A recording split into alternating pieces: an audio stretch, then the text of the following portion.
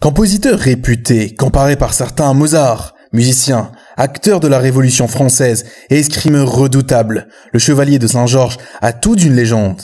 Et pourtant, après sa mort en 1799, son nom tombe vite dans l'oubli auprès du grand public pour y rester pendant presque 2 siècles.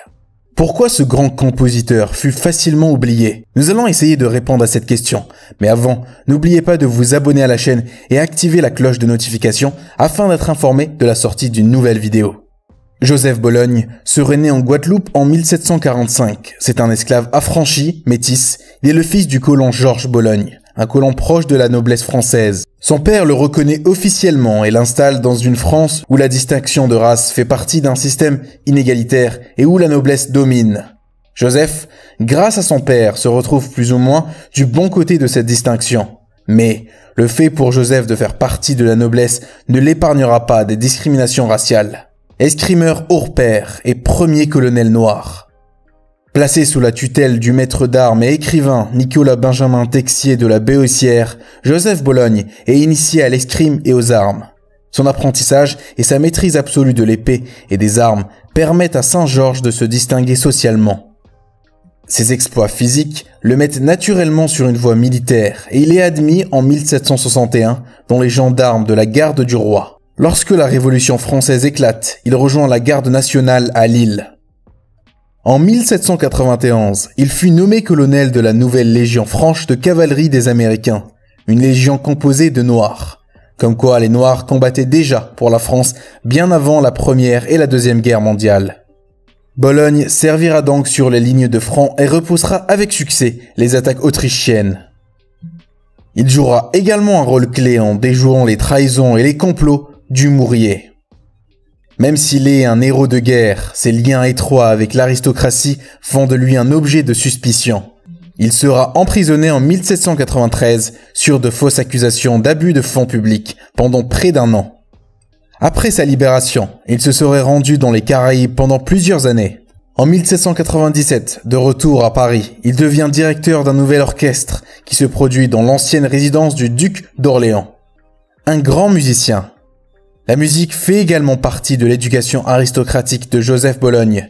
Joseph Bologne poursuit ses études musicales auprès du violoniste et compositeur Jean-Marie Leclerc, mais aussi du compositeur François-Joseph Gossec. Ce dernier nommera plus tard Joseph Bologne premier violon puis directeur de son orchestre.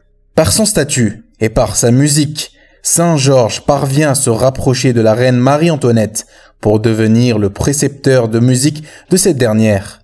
Le duc d'Orléans fera de Saint-Georges le premier franc-maçon noir français. Attaché à la cour de France, Saint-Georges côtoie également la cour d'Angleterre et les Esterházy.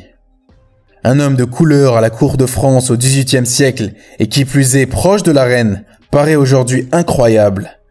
Il faut attendre 1777 pour que le pouvoir royal légifère et interdise le sol métropolitain aux Noirs, libres ou affranchis, avant d'interdire le mariage interracial 1 an plus tard. Par un concours de circonstances, la noblesse paternelle lui permet d'accéder au rang supérieur d'une société aux préjugés racistes, et ce malgré son métissage. Son talent, tant sportif que musical, lui permettent de se démarquer. Le chevalier de Saint-Georges aura ainsi une grande notoriété, une couleur qui dérange. Les talents du chevalier de Saint-Georges font l'unanimité, mais la couleur de sa peau dérange. En effet, la vie de Saint-Georges à une époque de discrimination et d'esclavage est conditionnée par la couleur de sa peau, mais sa musique parle d'elle-même. Chef d'orchestre et violoniste, le chevalier de Saint-Georges est également compositeur de talent, auteur de nombreuses symphonies et d'œuvres dramatiques. Il tient un répertoire respectable et une musique de haut niveau que certains conditionnent malheureusement aux origines du chevalier. Joseph Bologne se voit surnommé le Mozart noir, mais ce titre pose problème, car dans une France du XVIIIe siècle, où la hiérarchisation raciale est très présente, il est très déplacé de comparer un métis à Mozart. Musicien à la fois fascinant et dérangeant. En 1776, avec le soutien du roi Louis XVI et de la reine Marie-Antoinette, le chevalier de Saint-Georges est proposé à la direction de la prestigieuse Académie royale de Paris. Ses compétences musicales ne font aucun doute, mais la couleur de sa peau fait réagir les vedettes telles que Sophie Arnould, Rosalie Levasseur et Marie-Madeleine Guimard, qui font dans un écrit royal de leur refus et indiquent qu'elles ne pourront jamais être soumises aux ordres d'un mulâtre. Malgré sa renommée en tant que compositeur, les nombreux détracteurs du chevalier ne cesseront de rappeler son métissage. L'oubli est le retour du chevalier. Privé de tous ses revenus par les événements politiques, Saint-Georges passera ses dernières années dans un état voisin de la misère. Il meurt d'une maladie le 12 juin 1799. Plusieurs articles biographiques avancent, premièrement, que Saint-Georges connaît une deuxième mort, car Napoléon Bonaparte aurait fait brûler une partie de ses œuvres, jetant ainsi Saint-Georges aux oubliettes. Deuxièmement, la musique de chevalier est oubliée par une accentuation de l'esclavage en France, entourée par Napoléon et par la montée en puissance des thèses raciales. En effet, la diffusion des thèses racistes réduit presque au silence la musique du chevalier de Saint-Georges. Sa musique est peu interprétée, son nom est omis de la musique classique. De plus, les compositeurs qui ne sont pas blancs sont volontairement omis des grandes œuvres musicales. Le nom du chevalier de Saint-Georges ne refait surface auprès du grand public que depuis quelques années, par légitimité musicale et par reconnaissance.